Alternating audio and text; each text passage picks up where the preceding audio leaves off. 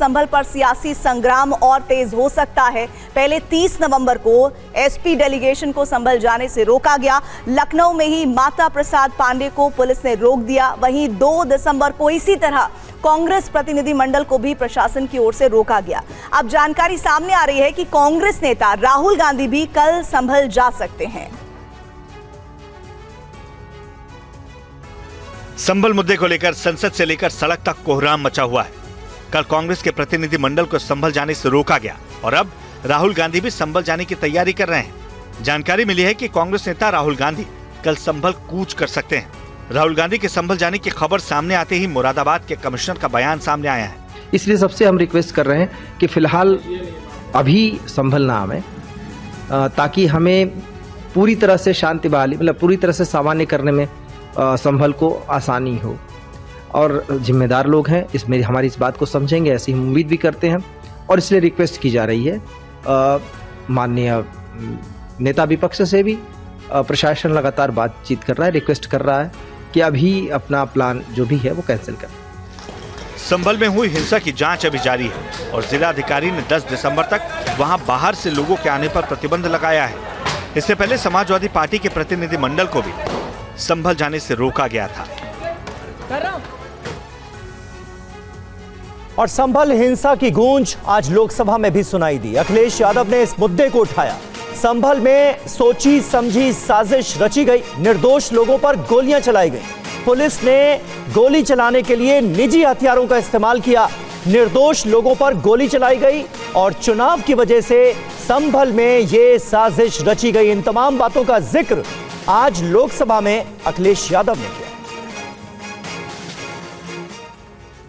संभल जो इसलिए जाना जाता था कि भाईचारे के साथ वहाँ रहते हैं लोग, वहाँ अभी से नहीं, सदियों पुराना भाईचारा हजारों साल से इसी तरह रहते आए हैं। लेकिन अचानक ये जो घटना हुई है, ये सोची समझी रणनीति के तहत वेल प्लान्ड हुआ है और वहाँ के भाईचारे को गोली मारने का काम हुआ है। जो घटना हुई है वो सोची समझी साजिश है। वहाँ जो खुदाई की बात लगातार अध्यक्ष महोदय देश में कोने कोने पर भारतीय जनता पार्टी और उनके सहयोगी और समर्थक शुभचिंतक बार बार खुदाई की जो बात कर रहे हैं अध्यक्ष महोदय, ये खुदाई जो है हमारे देश का सौहार्द, हमारे देश का भाईचारा, हमारे देश का गंगा जमनी तहजीब को खो देगा। तो समाजवादी पार्टी ने आज संभल का मुद्दा संसद में उठाया, जिसके जवाब में केंद्रीय मंत्री बीएल वर्मा ने कहा कि संभल हिंसा में समाजवादी पार्टी के सांसद ने भड़काऊ भाषण दिया था। बीएल वर्मा जी हमारे साथ हैं। सर, अखिलेश यादव ने और रामगोपाल यादव ने आज दोनों ने संसद में संभल का मामला उठाया और कहा कि ये सुनियोजित साजिश थी। संभल की घटना मैं भी यही कहूँगा कि सुनियोजित थी, लेकिन सुनियोजित कैसे थी? ये सीधे सीधे जो है एक वर्ग विशेष के लोग, और जिसमें समाजवादी पार्टी के सांसद जो वहाँ के हैं संभल के, उन्होंने जिस तरह से भड़काऊ भाषण देने का काम किया, भड़काऊ शब्द इस्तेमाल करने का काम किया। और तब मैं कहूँगा कि सुनियोजित नहीं थी तो इतने ईंट पत्थर इकट्ठे कहाँ से आ गए? सुनियोजित अगर नहीं थी तो फिर इतने लोग भीड़ कहाँ से आ गई? और मैं कहूँगा कि समाजवादी पार्टी के लोग हमेशा तुष्टीकरण की राजनीति करते हैं, मुस्लिम तुष्टीकरण की राजनीति करते हैं। क्योंकि भारतीय जनता पार्टी न्याय सबको तुष्टीकरण किसी का नहीं, माने प्रधानमंत्री जी सबका साथ सबका विकास की बात करें। समाजवादी पार्टी के सांसद ये भी कह रहे हैं कि वह समाजवादी पार्टी को या विपक्ष को जाने नहीं दिया जा रहा संभल में, ताकि सही जो सच्चाई है पता चल किसी को। देखिए, जिस तरह से वहाँ घटना भड़काने का काम किया गया है, तो मुझे लगता है कि शासन प्रशासन वहाँ का ये देख रहा होगा इस तरह के लोग और घटना को भड़का करके और घटना को बढ़ाने का काम नहीं करें। मस्जिद के नीचे मंदिर, यह विवाद रुकने का नाम नहीं ले रहा है। अयोध्या, काशी, मथुरा के बाद मस्जिदों को नींव में मंदिर के अवशेष होने के दावे संभल और अजमेर होते हुए बदायूं तक पहुंच चुके हैं। संभल की जामा मस्जिद में सर्वे को लेकर हिंसा हो चुकी है। अजमेर शरीफ दरगाह का मामला अभी कोर्ट में है। बदायूं की शमसी मस्जिद का मामला भी अदालत पहुंच गया है। दावा है कि शमसी मस्जिद के नीचे नीलकंठ मंदिर है।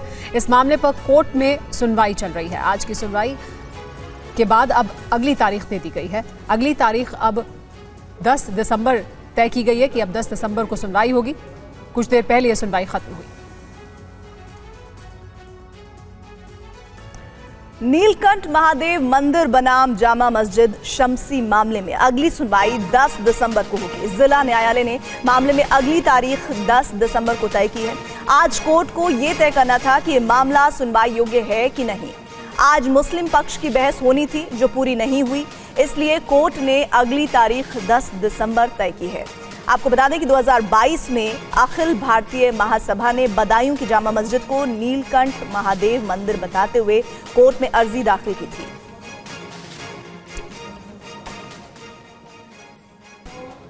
तो देखिए, ये हम आपको बड़ी खबर बता रहे हैं। बदायूं मामले पर अब जो अगली सुनवाई है वो 10 दिसंबर को होगी। इसकी वजह सीधे तौर पर यह है, इस पूरे मामले में नीलकंठ महादेव मंदिर बनाम जामा मस्जिद शमसी मामले में ये तारीख तय करने के पीछे आधार ये कि जिला न्यायालय ने इस मामले में अभी बहुत सारी चीजें सामने आना बाकी है। इसको देखते हुए इस तारीख को आगे बढ़ाया है। आज कोर्ट को यह तय करना था कि ये मामला सुनवाई के लायक है भी कि नहीं, जो कि तय हो गया है। आज मुस्लिम पक्ष की बहस होनी थी जो पूरी नहीं हो पाई और इसलिए कोर्ट ने इस मामले पर अगली सुनवाई दी है।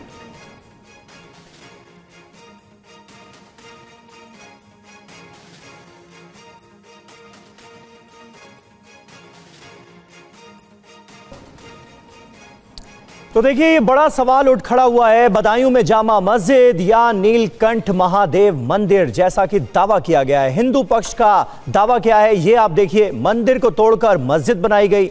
सुल्तान शमसुद्दीन अल्तमस ने ये मस्जिद बनवाई थी 1875 से 1978 तक के गैजेट में मंदिर के प्रमाण मिलते हैं। सभी सरकारी रिकॉर्ड में मस्जिद इसे बताया गया है। कुतुबुद्दीन ऐबक के समय में मंदिर था, ये बात भी सामने आई है। जो हिंदू पक्ष का दावा है और मुस्लिम पक्ष का दावा है वो हम आपको अलग अलग दिखा रहे हैं। हिंदू पक्ष ये दावा कर रहा है कि कुतुबुद्दीन ऐबक के समय में ये मंदिर था। मुस्लिम पक्ष का दावा है कि 1223 में मस्जिद का निर्माण किया गया।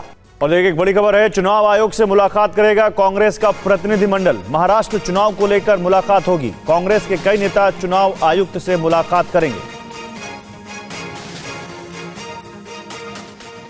और कुमार विक्रांत हमारे संवाददाता ज्यादा जानकारी के साथ जुड़ चुके हैं। कुमार, बताइए किस सिलसिले में मुलाकात हो रही है, क्या एजेंडा है इस मुलाकात का? देखिए, कांग्रेस के जो लीगल हेड अभिषेक मनु सिंघवी, उनके नेतृत्व में कांग्रेस का ये प्रतिनिधिमंडल चुनाव आयोग पहुंचा है। इसमें महाराष्ट्र कांग्रेस के अध्यक्ष नाना पटोले भी शामिल हैं।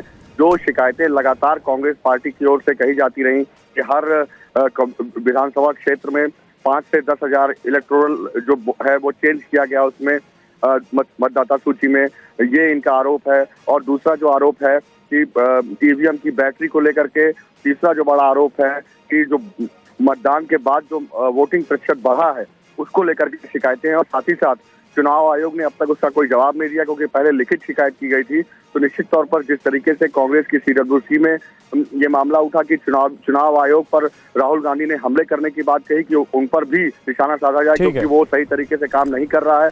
मल्लिकार्जुन खड़गे ईवीएम से बैलेट की बात कर चुके हैं। तो उसी दिशा में जो कांग्रेस लगातार हार का ठीकरा फोड़ती आई है, चुनाव आयोग और तमाम जो चीजें वो बता रही है, जो आरोप लगा रही है, उन्हीं को लेकर डेलीगेशन पहुंचा है चुनाव आयोग। ठीक है, शुक्रिया आपका कुमार इन तमाम जानकारियों के लिए।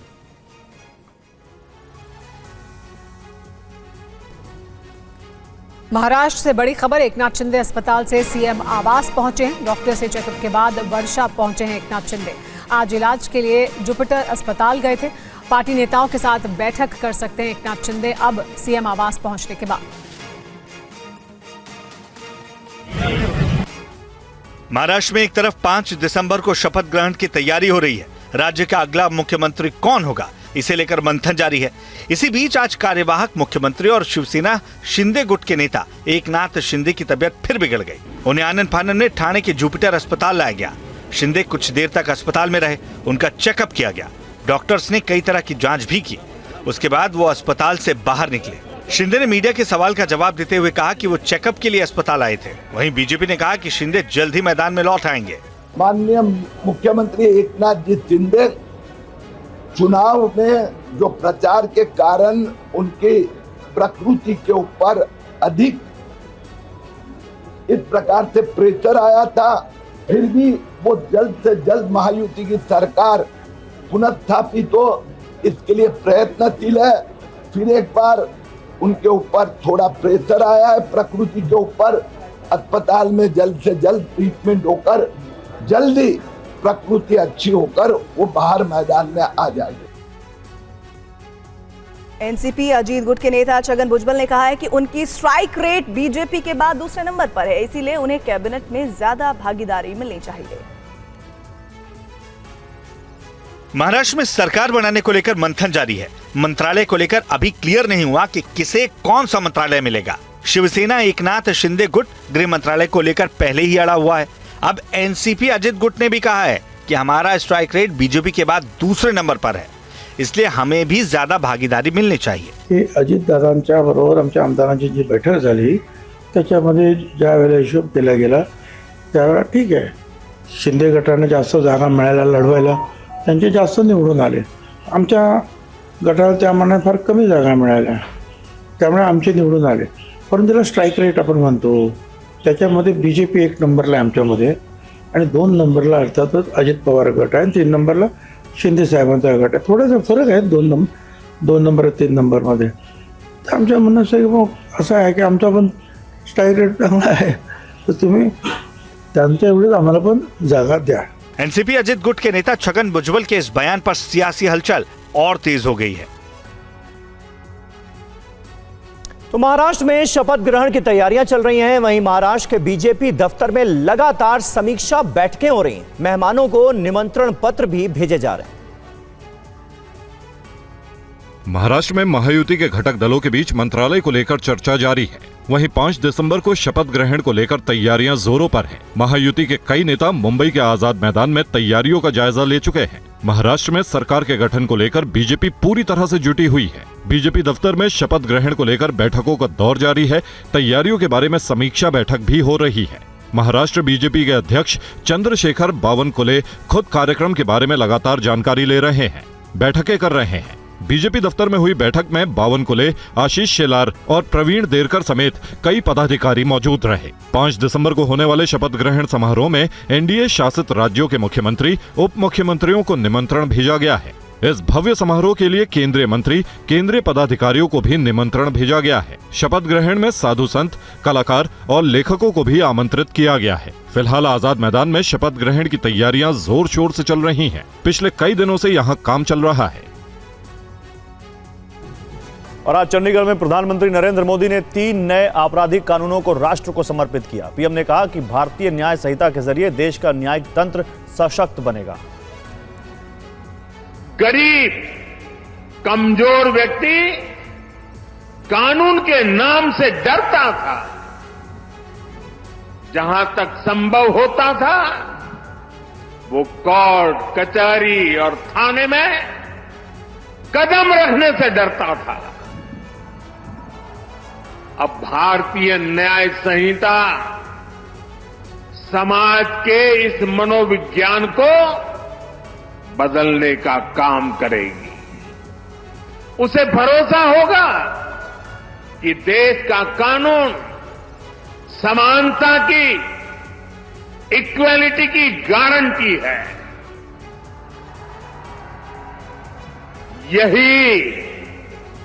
यही सच्चा सामाजिक न्याय है, जिसका भरोसा हमारे संविधान में दिलाया गया है। इस मौके पर केंद्रीय गृह मंत्री अमित शाह ने कहा कि 160 साल पहले बने ये कानून अंग्रेजों के हित के लिए बने थे। शाह ने कहा कि इन कानूनों में आतंकवाद को भी परिभाषित किया गया है। आतंकवाद और संगठित अपराध की अब तक कोई व्याख्या नहीं थी, जिसका आतंकवादियों को फायदा होता था। आतंकवाद और संगठित अपराध को व्याख्याहित किया गया है। हर एफआईआर रजिस्टर करने वाले नागरिक को 90 दिन में पुलिस को प्रोग्रेस रिपोर्ट कंपलसरी कर दिया गया है। ई-एफआईआर और 0 एफआईआर के माध्यम से आपको एफआईआर कराने के लिए थाने पर जाने की जरूरत नहीं है। ई-साक्ष्य पोर्टल, वीडियो कॉन्फ्रेंसिंग का पोर्टल और एफएसएल, कई सारे पोर्टल और डेटाबेस को इस कानून के साथ जोड़ा गया है और आने वाले 6 माह के अंदर ही 1 क्लिक ऑल डेटाबेस इसको हम लागू कर देंगे। Inter operable criminal justice system ICJS के माध्यम से पुलिस, न्यायपालिका, फोरेंसिक, प्रोसिक्यूशन और जेल, ये सब के अंदर एक ई वार्ता की सुविधा चंडीगढ़ में समाप्त हो गई है। और अब खबर भारत चीन संबंधों से जुड़ी हुई। विदेश मंत्री एस जयशंकर ने भारत चीन संबंधों के बारे में सदन को बताया। उन्होंने क्या कहा, आइए आपको पूरा उनका बयान सुनवाते हैं। I rise to apprise the House of some recent developments in the India-China border areas and their implications for our overall bilateral relations. The House is aware that our ties have been abnormal since 2020, when peace and tranquility in the border areas were disturbed as a result of Chinese actions. Recent developments that reflect our continuous diplomatic engagement since then have set our ties in the direction of some improvement. India and China have held talks for multiple decades to resolve the boundary issue. While there is a line of actual control, LAC, it does not have a common understanding in some areas. We remain committed to engaging with China through bilateral discussions to arrive at a fair, reasonable, and mutually acceptable framework for a boundary settlement. और इस वक्त एक अहम खबर आ रही है। अगरतला में Bangladeshi mission पर हमले को लेकर बड़ी अपडेट है। ढाका में भारत के उच्चायुक्त प्रणय वर्मा से जवाब मांगा गया है, उन्हें तलब किया गया। बांग्लादेश के विदेश मंत्रालय ने जवाब मांगा है। शाम 4 बजे भारत के उच्चायुक्त विदेश मंत्रालय पहुंचे हैं।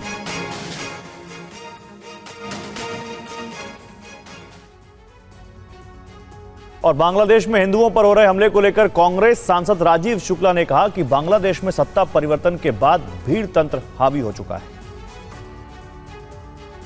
इसमें सत्ता परिवर्तन के बाद जो पहले शेख हसीना की सत्ता थी, उसका जो नई सत्ता आई, वो सत्ता जो है भीड़ तंत्र के द्वारा, उसने जो है जिस तरह से वहाँ पे अल्पसंख्यक जो हिंदू हैं उन पर अत्याचार शुरू किए, उसकी घोर और कड़ी निंदा करनी चाहिए। इस्कान के जो है हमारे उनको साधुओं को गिरफ्तार किया इन लोगों ने, उनको आने नहीं दे रहे हैं, उनको परेशान कर रहे हैं। हमारा भारत सरकार से आग्रह ये है कि जोर से दबाव बनाए उनके ऊपर और इस तरह से हिंदुओं पर अत्याचार वहाँ तत्काल बंद कराया जाए। ये बिल्कुल गलत बात है जिस तरह से हिंदुओं को आतंक किया जा रहा है। इस मुद्दे को कई लोग संसद में भी उठा रहे हैं और भारत सरकार को उस पर सख्ती से कार्रवाई करनी चाहिए। केंद्रीय मंत्री कृष्णपाल गुर्जर ने कहा है कि बांग्लादेश में हिंदुओं पर हमले का सिलसिला बंद होना चाहिए। मोदी सरकार की सोच है सबका साथ, सबका विकास और सबका विश्वास और सबका प्रयास। इसको लेकर वो जब काम करते हैं और किसी के प्रति भेदभाव नहीं करते, तब ये विकास, ये प्रगति इतनी तेजी से हुई है। एक सवाल और है, बांग्लादेश को भारत ने आजाद कराया, लेकिन आज बांग्लादेश जो है भारत की नहीं सुन रहा है। वहाँ हिंदुओं पे अत्याचार हो रहे हैं, जो हमारे साधु संत उन पे अत्याचार किया जा रहा है। लेकिन निश्चित तौर पर भारत ने उस पर अपना विरोध जताया है और सख्ती के साथ जताया है कि बांग्लादेश में जो हिंदू अल्पसंख्यक है उसकी सुरक्षा होनी चाहिए, उस पर जो हमले हो रहे हैं बंद होने चाहिए। भारत सरकार ने उस पर सख्त ऐतराज जताया है, लेकिन मुझे अफसोस के साथ कहना पड़ता है, संबल पर तो सारा विपक्ष चिल्लाता है, कभी बांग्लादेश पर भी 2 शब्द हिंदुओं के पक्ष में बोल दिए होते। और अब बात किसानों की। नोएडा के प्रेरणा स्थल पर प्रदर्शन कर रहे किसानों को जेल भेज दिया गया है। नोएडा पुलिस ने धारा 163 के हवाला उनका देते हुए 168 किसानों को हिरासत में लिया। जो आपको करना है, आप पूरी तरीके स्वतंत्र है, सरकार है, आपके पास तमाम संसाधन है जितने भी हो सकते हैं। हमारे पास कोई संसाधन थोड़ी है।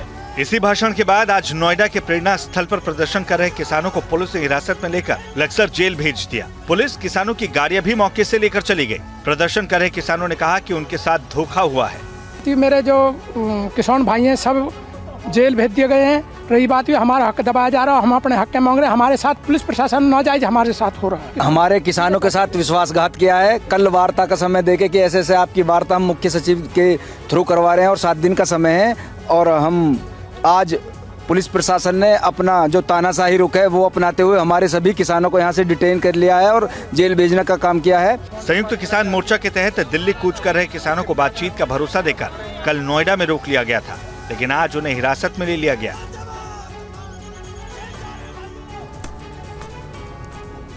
और अहम खबर है, पूर्णिया के सांसद पप्पू यादव को वीडियो भेजकर लॉरेंस बिश्नोई गैंग के नाम से धमकी देने वाले आरोपी को गिरफ्तार कर लिया गया है। इस युवक की गिरफ्तारी के बाद पुलिस ने इस मामले में एक बड़ा खुलासा भी किया है। आरोपी युवक का नाम राम बाबू है। आरोप है कि राम बाबू ने पूर्णिया के सांसद पप्पू यादव को खुद को लॉरेंस बिश्नोई गैंग का सदस्य बताते हुए धमकी दी थी। राम बाबू की गिरफ्तारी भोजपुर के चकरही गांव से हुई है। राम बाबू एक गरीब परिवार से है और सिर्फ मैट्रिक पास है। शुरुआती जांच में पता चला है कि आरोपी राम बाबू अपने परिवार से भी अच्छे संबंध नहीं रखता था और अक्सर घर वालों से पैसे मांगने पर मारपीट करता था। लॉरेंस बिश्नोई गिरोह से इसका कोई संबंध नहीं है। आरोपी पूर्व में सांसद का करीबी रह चुका है। साथ ही पुलिस ने एक हैरान करने वाला खुलासा भी किया है, जिससे सांसद पप्पू यादव पर भी सवाल उठ रहे हैं।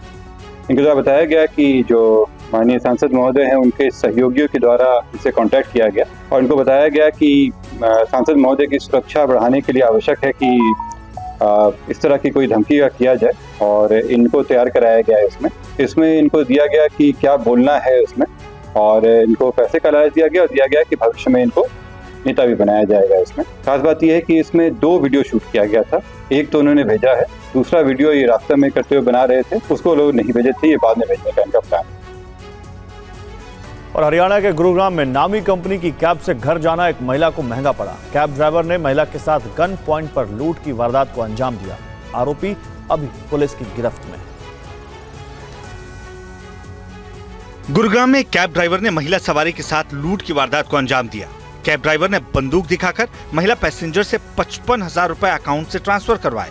महिला ने सोहना रोड से मानेसर जाने के लिए कैब बुक की थी। महिला ने कैब ड्राइवर के खिलाफ पुलिस स्टेशन में शिकायत दर्ज करवाई है। आरोपी की पहचान उत्तर प्रदेश के जालौन निवासी सोनू सिंह के रूप में हुई है, जिसके बाद पुलिस ने आरोपी ड्राइवर को पकड़कर पूछताछ शुरू कर दी है। आरोपी द्वारा बतलाया गया है कि उसके द्वारा महिला को जो खिलौना टाइप गन होती है, टॉय गन होती है, वो दिखाई गई थी।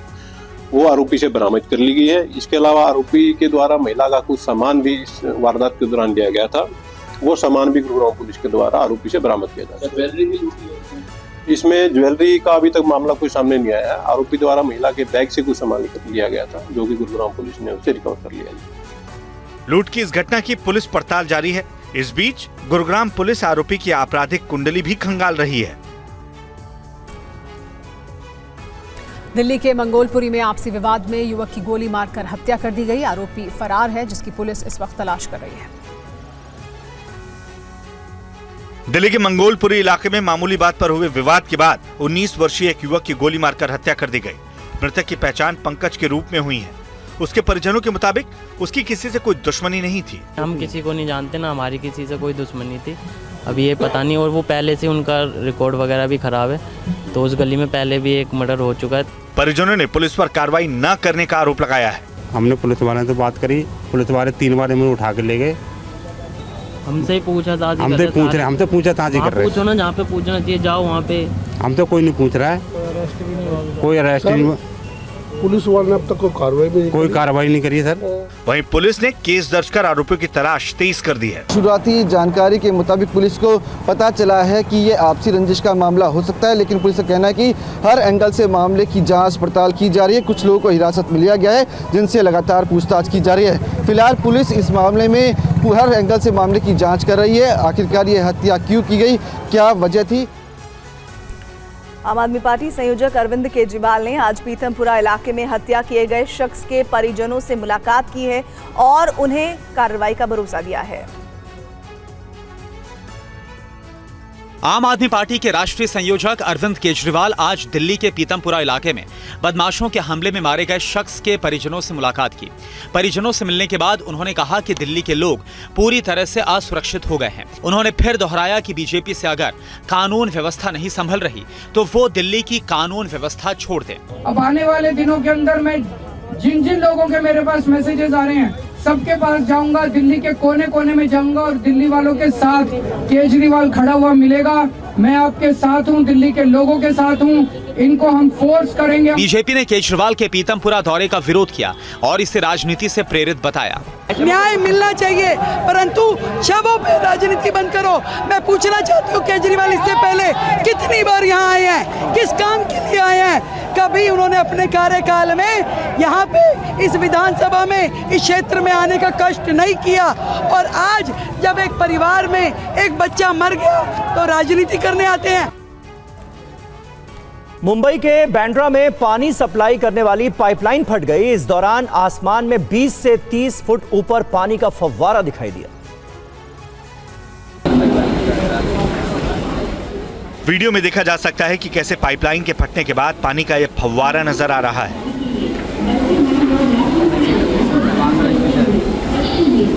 वीडियो में आप देख सकते हैं कि बांद्रा में पानी की बड़ी पाइपलाइन फटने से तेज धार के साथ पानी बाहर निकल रहा है, जिसकी वजह से बड़ी मात्रा में पानी बर्बाद हो रहा है। मुंबई के बांद्रा में दोपहर 2 बजे पानी की बड़ी पाइपलाइन अचानक फट गई। ये पाइपलाइन साउथ मुंबई के निवासियों को पानी की आपूर्ति करती है। इसके फटने से हजारों लीटर पानी की बर्बादी हुई। वहीं बीएमसी की कार्य प्रणाली पर भी सवाल उठ रहे हैं, क्योंकि ये पहला मौका नहीं है जब पाइपलाइन फटने से पानी बर्बाद हुआ है। इससे पहले भी मुंबई में इस तरह की तस्वीरें सामने आ चुकी हैं। तानसा से मुंबई तक पानी की आपूर्ति करने वाली मुख्य पाइपलाइन पवई में फट गई थी, जिसके चलते हजारों लीटर पानी बर्बाद हो गया था। जबकि सच्चाई ये है कि मुंबई वालों को पानी की किल्लत का लगातार सामना करना पड़ता है। पानी की आपूर्ति पूरी तरह से नहीं हो पाती। और जम्मू कश्मीर में मौसम का मिजाज बदल गया है। पहाड़ों पर बर्फबारी के चलते पूरे जम्मू कश्मीर में ठंड बढ़ गई है। जम्मू कश्मीर में कुदरत मेहरबान है और सफेद चादर के आगोश में घाटी को समाये हुए है। ये तस्वीरें बता रही हैं कि जब कुदरत मेहरबान होती है तो ऐसा सुंदर नजारा दिखता है। रात के अंधेरे में आसमान से गिरते बर्फ इस नजारे को और भी मनमोहक बना देती है। उसी बर्फ पर जब सफेद रोशनी पड़ती है तो जमीन पर गिरी बर्फ चांदी से चमक उठती है। ये मौसम वहां पहुंचे सैलानियों को काफी पसंद आ रहा है। दरअसल कश्मीर के ज्यादातर पहाड़ी इलाकों में ये बर्फबारी हो रही है। 20 दिनों में ये तीसरा मौका है जब सोनमर्ग में ऐसा नजारा देखने को मिला। सोनमर्ग के अलावा कई जगहों पर भी बर्फबारी हो रही है। पहलगाम, कुपवाड़ा, बारामूला, गुरेज के पहाड़ी इलाकों में भी ताजा बर्फबारी का दौर शुरू हो चुका है। वहीं मौसम विभाग ने आने वाले समय में जम्मू कश्मीर में भारी बर्फबारी का पूर्वानुमान भी लगाया है। 7 से 8 दिसंबर के बीच पश्चिमी विक्षोभ सक्रिय होने की संभावना है, जिससे पहाड़ी इलाकों में भारी बर्फबारी होगी। इसके बाद 11-12 दिसंबर तक ये प्रभाव मैदानी क्षेत्रों में पहुंच सकता है। ठंडी हवाओं के चलते हरियाणा, पंजाब, दिल्ली और उत्तर प्रदेश में न्यूनतम तापमान में गिरावट देखी जाएगी। फेंगल तूफान की वजह से तमिलनाडु के तिरुवन्नामलई में हुए लैंडस्लाइड में 7 लोगों की जान चली गई। वहीं तूफान के असर के चलते केरल, कर्नाटक, तेलंगाना और आंध्र में भारी बारिश हो रही है। तमिलनाडु के तिरुवन्नामलाई में पहाड़ी पर भारी भूस्खलन हुआ है। एनडीआरएफ के मुताबिक लगभग 40 टन वजनी चट्टान पहाड़ से लुढ़ककर वीयूसी नगर की सड़क पर बने घरों पर गिरा, जिससे 2 घर जमींदोज हो गए। मलबे में दबने से 7 लोगों की मौत हो गई। 2 लोग अब भी लापता हैं, जिनकी तलाश की जा रही है। लैंडस्लाइड की इस घटना से हर तरफ चीख पुकार मच गई। वहीं एनडीआरएफ की टीम हाइड्रोलिक लिफ्ट से चट्टान को हटाने की कोशिश कर रही है। अगर देखें तो फेंगल तूफान ने तमिलनाडु में भारी तबाही मचाई है। तूफान के चलते दूसरे राज्यों में भी जनजीवन अस्त व्यस्त हो गया है। रोड और रेल यातायात बुरी तरह से प्रभावित हुआ है। तेज बारिश की वजह से कई इलाकों में लोगों के घरों में पानी प्रवेश कर गया है। फेंगल तूफान 30 नवंबर की शाम 7:30 बजे पुडुचेरी के कराईकल और तमिलनाडु के महाबलीपुरम के बीच समुद्र तट से टकराया था, लेकिन असर अभी भी दिखाई दे रहा है। तमिलनाडु, केरल, कर्नाटक, तेलंगाना और आंध्र प्रदेश में भारी बारिश हो रही है। तेज बारिश को लेकर मौसम विभाग की तरफ से अलर्ट जारी किया गया है। प्लास्टिक की बोतल हमारी रोजमर्रा की जिंदगी का हिस्सा बन चुका है। प्लास्टिक की बोतल का पानी हम घर से लेकर ऑफिस तक में पीते रहते हैं, लेकिन ये पानी सेहत के लिए हानिकारक हो सकता है। प्लास्टिक की पानी की बोतल से पानी पीना जोखिम से भरा हो सकता है। भारतीय खाद्य सुरक्षा और मानक प्राधिकरण यानी FSSAI ने पैकेज्ड ड्रिंकिंग और मिनरल वाटर को उच्च जोखिम वाले खाद्य श्रेणी के रूप में शामिल किया है, जिसके बाद अब इसका टेस्ट और थर्ड पार्टी ऑडिट किया जाएगा। यह ऐलान केंद्र सरकार की तरफ से पैकेज्ड और मिनरल वाटर उद्योग के लिए भारतीय मानक ब्यूरो यानी BIS से सर्टिफिकेट की शर्त को हटाने के बाद किया गया है। FSSAI के जारी किए गए नए नियम के मुताबिक अब सभी पैकेज्ड और मिनरल वाटर निर्माताओं को साल में एक बार निरीक्षण करवाना होगा। इस फैसले के पीछे सरकार का मकसद इन उत्पादों की सुरक्षा और गुणवत्ता मानकों में सुधार करना है, ताकि जो लोग इनका इस्तेमाल करते हैं उन्हें सुरक्षित पानी मिल सके।